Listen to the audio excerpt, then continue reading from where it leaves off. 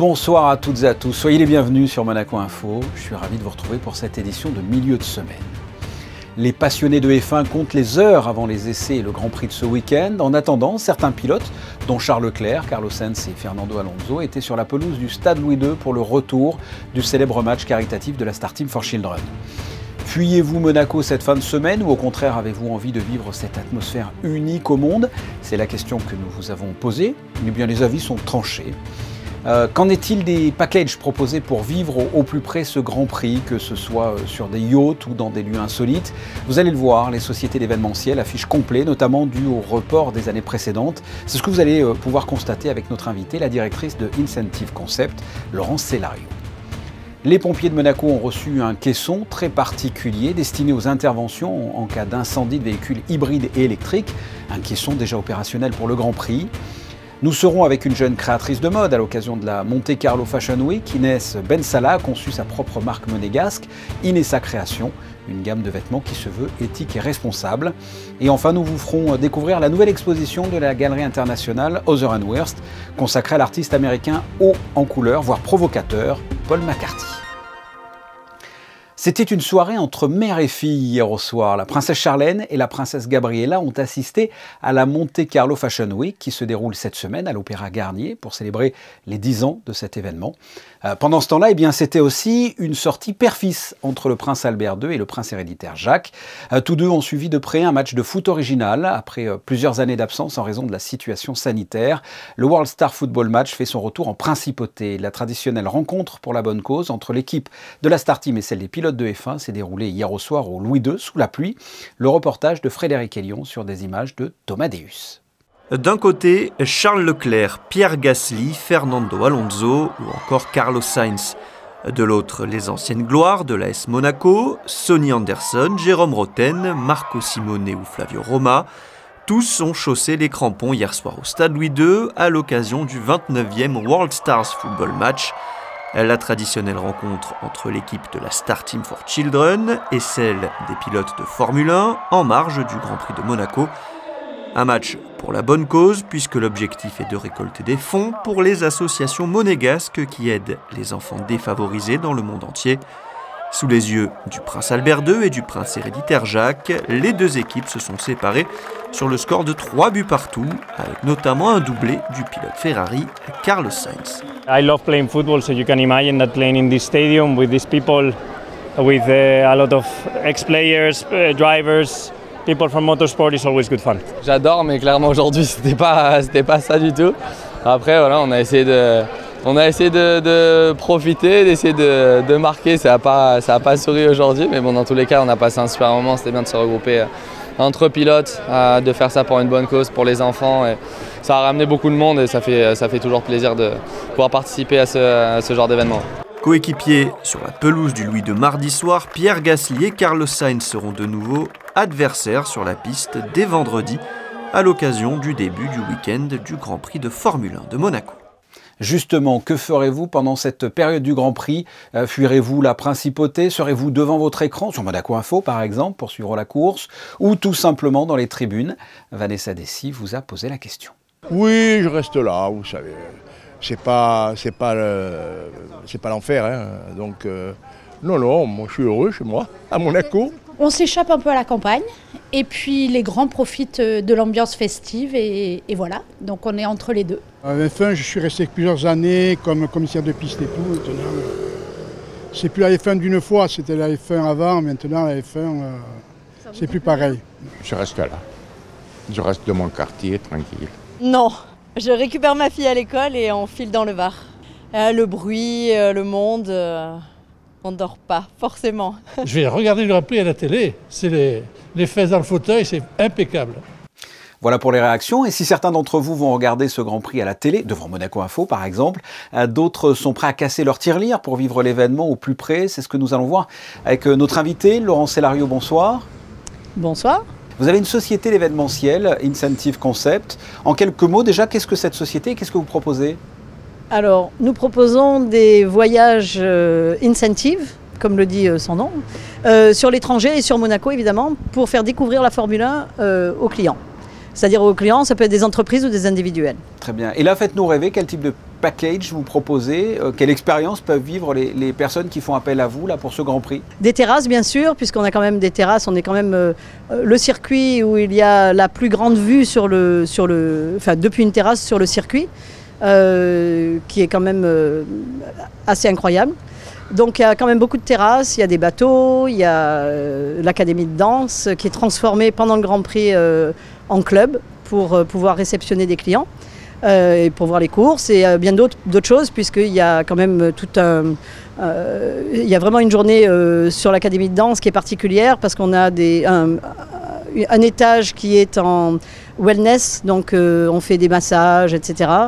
Il y a des coiffeurs, il y a des maquilleuses, il y a des gens qui font les ongles, enfin bref, c'est une journée où tout le monde peut se retrouver à avoir une autre activité tout en suivant le Grand Prix. Oui. Est-ce qu'il y a du changement en termes de clientèle suite à la crise sanitaire et le conflit russo-ukrainien? Alors, je pense que cette année, on ne sent pas trop le conflit russo-ukrainien, bien qu'il y ait beaucoup moins de Russes, évidemment, que d'habitude. Cela étant, je pense que ça, on risque de le sentir plus l'année prochaine. Par contre, il y a énormément de reports. C'est-à-dire qu'en 2020, on n'a pas eu de Grand Prix. En 2021, on a eu un petit Grand Prix. Il n'y avait pas vraiment de Grand Prix non plus. Donc, on a des clients de 2020 et de 2021 qui ont été tous reportés sur 2022. Et en étant reportés sur 2022, ça fait des Grands Prix comme aujourd'hui, du jamais vu. Quand vous dites du jamais vu, c'est-à-dire vous êtes full, vous êtes plein? Tout le monde, plein. je pense que tout le monde est full, il n'y a plus un ticket de tribune, il n'y a plus rien du tout, il n'y a plus rien à vendre, ou à acheter surtout. Enfin, il n'y a absolument rien, tout le monde est à capacité maximum. Donc c'est quand même du jamais vu pour un Grand Prix à Monaco. Donc j'allais vous demander si effectivement le fait que le monégasque Charles Leclerc ait une voiture particulièrement performante cette année et puis alors non plus en tête du championnat mais en haut en tout cas du classement, j'allais vous demander si ça boostait les ventes. Il n'y a même pas eu besoin parce que ces reports finalement ont permis de tout remplir cette année, c'est bien ça? Exactement, c'est ça. En fait, déjà en début d'année, pratiquement tout le monde était plein. Déjà en janvier, hein, je vous parle de janvier 2022, parce qu'il y avait tellement de reports qu'il n'y avait pas de possibilité d'ajouter trop de groupes ou de grand nombre de personnes en tout cas. Donc effectivement, c'est juste une question de report, je pense, bien que nous sommes très heureux que Charles soit au top et nous lui souhaitons bien sûr d'être champion du monde cette année. Et vous serez où justement dimanche dans l'après-midi personnellement? Moi, personnellement, je serai en backstage pour m'assurer que tout va comme il faut. Non, je regarde en général jamais le Grand Prix, je le regarde en différé parce que je ne peux pas le regarder. C'est comme ça. C'est comme ça. Laurence Célario, merci d'avoir répondu à mes questions. Merci à vous. À bientôt. À l'année prochaine. À l'année prochaine, pourquoi pas. Ouais, ouais. Place au point info avec vous, Christine Datomel, puisque l'on parle du Grand Prix. Charles Leclerc a répondu aux questions des journalistes avant le jour J. Bonsoir Fabien, bonsoir à tous. Dans cette conférence de presse, Charles Leclerc a avoué ne pas croire à la malchance et aurait préféré arriver chez lui, bien sûr, à Monaco en position de leader. Mais le coup d'arrêt qui s'est produit à Barcelone à cause d'un problème technique ne lui donne pas, malheureusement, cette opportunité. Charles Leclerc a dit également avoir franchi un cap en performance pure. Concernant l'usure des gommes, un grand bond en avant a été fait et le problème serait donc résolu. Pour lui, il s'agit d'un bon début de saison et son travail avec le team est précieux. Après toutes ces années qui ne lui ont pas souri à domicile, Charles Leclerc espère que la roue va tourner enfin et notamment ce week-end car il s'agit d'une saison, rappelons-le, importante où chaque point compte. Nous retrouverons donc Charles Leclerc pour ce Grand Prix à la maison. Oui, le départ du Grand Prix sera donné dimanche à 15h. Sachez que vous pourrez suivre sur notre chaîne les essais libres vendredi à 13h50 et à 16h50. Samedi, ce sera à 12h50 puis à 15h50 pour les essais qualificatifs. Et enfin dimanche, vous pourrez suivre la mise en place sur la grille de départ dès 14h30 sur Monaco Info et la course bien sûr à 15h. Un rendez-vous à ne pas manquer sur Monaco Info avec nos spécialistes que sont Christophe Pacaud, Frédéric Hélion et Franck Phillips. Après 2 ans d'absence, la fondation Cédric et Christophe Flojac étaient de retour pour sa traditionnelle soirée annuelle du côté de la tour de la direction de course de l'ACM. Effectivement, une soirée organisée en partenariat avec l'Automobile Club de Monaco qui a réuni plus de 300 personnes pour lancer les festivités de cette semaine de Grand Prix de Formule 1. Les 2 parrains de la soirée, les pilotes Jean Alésier et Jackie X, entouraient 3 des athlètes soutenus actuellement par la fondation. Le tennisman Luca Catarina, la jeune skieuse Ambre Bellé et la jet skieuse Lisa Cossin-Battaglia. La totalité des bénéfices récoltés lors de cet événement a été reversée à la fondation qui vient en aide à 2 jeunes athlètes dans le développement de leur carrière.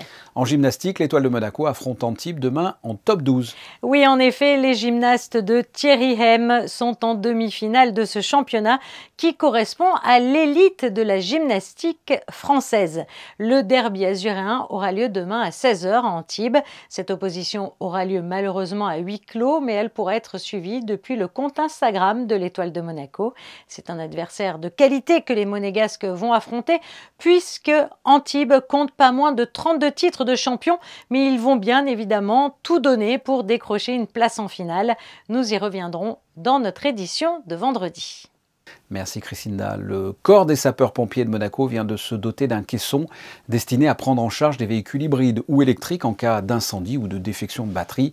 Un outil qui a été présenté cet après-midi. Reportage de Frédéric Elion et Alexandra Marangoni. Isolé, contrôlé, traité. Le corps des sapeurs-pompiers de Monaco vient d'acquérir un caisson de traitement des véhicules à énergie alternative pour traiter le risque d'emballement thermique des batteries. L'idée est d'intervenir dans une zone de quarantaine, loin de la population, en cas d'incident sur un pack batterie avec émanation de gaz très toxiques. D'où la création de ce caisson maritime, isolé, avec des matériaux capables de résister à des températures de 1100 degrés, une première mondiale. Si on a un feu généralisé, on va l'éteindre. Après, on couvre avec cette couverture qui est spécifique, qui permet de résister au feu, qui permet de bloquer les produits toxiques et d'isoler électriquement le véhicule également. Après, on va le transférer avec une dépanneuse et on va le rentrer dans le caisson avec un câble, un treuil. Et après, on va le fermer dedans et on peut le contrôler. Donc il est instrumenté avec des thermocouples pour mesurer la température à l'intérieur du caisson, pour voir comment évolue le phénomène. Il y a un dispositif d'extinction automatique à base de poudre spécifique pour le risque électrique et électronique. Ce caisson sera utilisé lors du Grand Prix de Formule 1 de Monaco pour intervenir sur les monoplaces, mais aussi ensuite au quotidien sur nos voitures de tous les jours. C'est un conteneur maritime 20 pieds qui fait donc 6 mètres de long par 2,50 de large.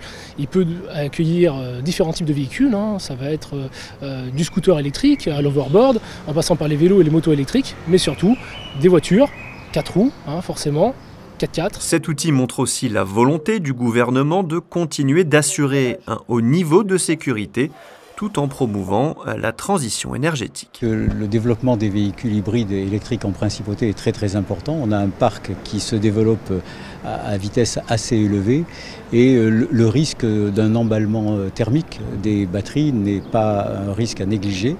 Il faut le relativiser bien évidemment parce que ce sont des voitures qui sont assez fiables, mais néanmoins c'est un risque qu'il faut que l'on prenne en considération et notamment compte tenu des dégagements thermiques et toxiques que cela peut générer. Le caisson restera à la caserne de Fontvieille le temps du Grand Prix de Monaco, les F1 nouvelle génération étant désormais des monoplaces hybrides.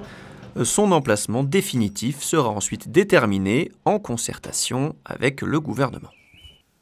Ce caisson est destiné à être utilisé tout au long de l'année, mais il est déjà opérationnel pour le Grand Prix. Sachez que toutes les monoplaces sont désormais hybrides.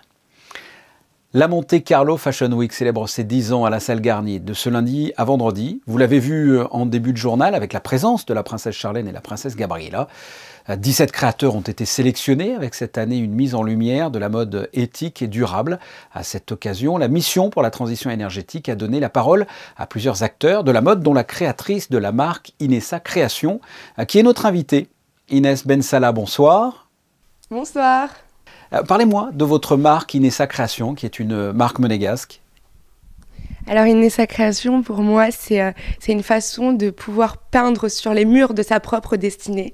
En tant qu'artiste designer, pour moi, ce mariage parfait entre l'art, l'expression de soi, ainsi que la création, le savoir-faire et la transmission d'un héritage aujourd'hui qui est la couture et qui est en quelque sorte moins développé, m'intéressait. Étant donné que le côté histoire, recherche, art, couleur et du coup cette curiosité qui me poussait à toujours en vouloir et en savoir plus sur tout ce qui m'entourait m'a permis de créer ce concept et de comprendre à travers les expériences de vie. You are the creator of your life, ça veut dire que vous êtes le créateur de votre propre vie. Ah bah c'est bien dit, dites donc. Quelle est votre marque de fabrique, tout simplement? Okay. C'est beaucoup de couleurs, c'est du jean, c'est des matières en particulier. Qu'est-ce que vous faites? C'était vraiment tout ce qui était pièce unique sur jean, cet artisanat, cette peinture, ce upcycling, vraiment tout ce concept est né de là. Et les pièces uniques qui ont fait notre force et qui sont aujourd'hui notre marque de fabrique sur tout support, notamment l'iconique veste en jean du Lion, qui est la pièce phare justement de nos collections, fait que aujourd'hui c'est ce qui nous permet justement de peindre sur la destinée d'autres personnes, étant donné que ce sont des interviews personnalisées qui me permettent d'en savoir plus sur les couleurs et les parcours de la personne, pour ainsi lui créer une pièce unique qui la représente, avec des dates, des symboles et des écritures qui lui parlent et qui le touchent, pour qu'il puisse ressentir une émotion et ainsi s'imposer dans la société. Voilà. Et vous êtes la nouvelle ambassadrice donc, du Pacte national de la transition énergétique. Expliquez-moi ce que ça implique et comment on devient comme ça ambassadrice en termes de transition énergétique. Nos valeurs éco-responsables et éthiques sont primordiales chez Inessa Création. De plus, ce savoir-faire et cette façon d'avancer vers le futur tous unis et de commencer à agir maintenant m'a de suite plu, et ainsi que les équipes. Quand j'ai pris conscience du projet, j'ai de suite voulu signer avec ma marque et par la suite devenir ambassadrice pour promulguer toutes ces valeurs que Monaco soutient, ainsi que nous pouvons faire agir à travers une sorte d'artisanat ou de savoir-faire et d'explications, notamment lors de conférences organisées comme là aujourd'hui. Et qu'est-ce qu'une mode éthique et responsable? Ça se traduit comment en fait? Alors une mode éthique et responsable, c'est une mode consciencieuse de bien faire et soucieuse aussi de bien faire. C'est une mode qui se cherche, qui se dépend et qui se reconnaît chez des personnes qui ont une sorte de conscience dans leur acte, dans leur sensibilité. C'est aussi une partie de prise de conscience et d'humanité aussi, de bienséance, de respect de l'autre, mais aussi du côté éco-durable, de recherche, de préservation de l'environnement, de la faune et de la flore, ainsi que des matériaux que nous utilisons dans notre quotidien et qui sont malheureusement néfastes pour notre entourage, ainsi que pour notre écosystème. Et concrètement, ça veut dire que vous utilisez certaines matières, que vous n'utilisez pas d'autres matières? Totalement, notamment nos packages sont totalement biodégradables en grains de maïs, donc ils sont compostables en 180 jours, ça devient du compost qu'on peut planter et du coup on peut avoir des fleurs, des graines, tout ce qu'on veut. Donc ça c'était magique pour moi quand j'ai découvert ce concept et que je me suis intéressée à tout ce savoir-faire. Il y a aussi les sachets en plastique faits d'algues pour que si jamais on les jette, parce qu'au bout d'un moment il y aura toujours des gens qui feront ça, du coup ça ne sera pas toxique pour les tortues et les animaux, donc ça c'est cool. Et il y a aussi beaucoup de façons de faire, notamment avec le Jersey Bio. Produire local, c'est produire consciencieux et c'est produire vert. Même si, en tant que jeune designer, il y a aussi certains coûts à prendre en compte. Aujourd'hui, je suis contente parce qu'il y a beaucoup cette façon d'upcycler, de recycler et de montrer aux jeunes comment on peut réinventer la mode pour être soi, tout en réutilisant et en récupérant des habits pour leur redonner vie. Vous participez donc à nouveau à la Monte Carlo Fashion Week. Qu'est-ce que ça représente pour vous ? Pour moi, la Monte Carlo Fashion Week, c'est ma maison. C'est vraiment ma famille et c'est là où j'ai été découverte en 2019. J'ai une affection toute particulière pour l'équipe ainsi que pour la place de la Monte Carlo Fashion Week et la vision du projet à son échelle, étant donné que le but, c'est de poser Monaco sur la map et d'être du coup tels que Milan, Paris, New York. Et je suis très fière de faire partie du comité directeur qui permet de poser petit à petit, de monter les marches pour pouvoir accéder à cette chose et ce statut et faire rayonner une image d'excellence à l'international de Monaco, ainsi que son savoir-faire qui mérite d'être largement promulgué, ainsi que son histoire et son héritage. Inès Bensalah, merci. Merci à vous. À la Galerie internationale Hauser & Wirth a dévoilé sa toute nouvelle exposition consacrée à l'artiste américain haut en couleur Paul McCarthy. Une deuxième exposition après la première l'an passé pour marquer son ouverture, qui proposait une mise en valeur du travail de Louise Bourgeois et notamment sa célèbre araignée de 3 mètres de haut. Aujourd'hui, place donc à Paul McCarthy. Alexandra Pani et Alexandra Marangoni vous dévoilent ces pièces empreintes d'un humour subversif. Il fait partie de ces artistes provocateurs, à la fois adulés et critiqués. Le travail de Paul McCarthy ne laisse pas de marbre. Bousculer la morale pour dénoncer et parodier la société actuelle et ses travers. La Galerie internationale Hauser & Wirth, installée depuis tout juste un an, a choisi de proposer au public monégasque un projet historique de l'artiste pour marquer le 20e anniversaire de ses pirates, inspiré de la célèbre attraction du parc Disney, Pirates des Caraïbes. Paul fait une métaphore avec cette exposition puisque en 2001, au moment où il va commencer cette série, c'est le moment où George W. Bush a décidé d'envahir l'Irak. Et donc il va réaliser en fait autour d'une performance, d'une vidéo que l'on montre dans l'exposition, qui est transférée ensuite dans un portfolio. Et il va faire une caricature du kitsch et de toutes ces sortes de pensées positives et cette société du spectacle. Paul McCarthy est l'un des artistes majeurs de la galerie. Il y est représenté depuis les années 90. Il travaille de multiples médiums à travers la performance, la sculpture, le dessin, la peinture, la photographie et vidéo. C'est un artiste extrêmement important de Los Angeles qui est connu pour ses provocations et pour son univers assez unique qui est construit autour de la performance. Et il va donc détruire ses sculptures et il va en rester ces formes et ces motifs que vous verrez dans l'exposition qui sont très, très abîmés et donc on a tous concentré de violence dans ces images. Il va les décliner en pastiche aussi de la société américaine et le consumérisme américain. Il va décliner en plusieurs couleurs, en plusieurs formes, en différents médiums. Courant juin, une nouvelle sculpture gonflable, cette fois-ci, viendra compléter la collection monégasque. Il s'agira d'une immense bouteille de ketchup de la marque Daddy's et sera visible dans les jardins des Boulingrins. Une exposition à découvrir jusqu'au 27 août. Quel temps fera-t-il demain, Christina ? Jeudi sera une journée en demi-teinte. De nombreux passages nuageux sont prévus tout au long de la journée. Le temps se couvrira en milieu d'après-midi. Le soleil aura du mal à s'imposer. Les températures oscilleront entre 18 et 27 degrés. L'eau de mer sera quant à elle à 21 degrés. Le soleil se lèvera à 5h53 et se couchera à 21h. Demain, jour de l'Ascension, nous fêterons les Bérengères. L'Ascension que l'on célèbre le 40e jour à partir de Pâques, elle marque la dernière rencontre de Jésus avec ses disciples après sa résurrection. Eh bien, l'Ascension sera célébrée en direct sur Monaco Info de la cathédrale de Monaco. Le rendez-vous ce jeudi à 10h30. Les photos de Michael Elisi pour clore ce journal sont consacrées ce soir au match de la Star Team for Children.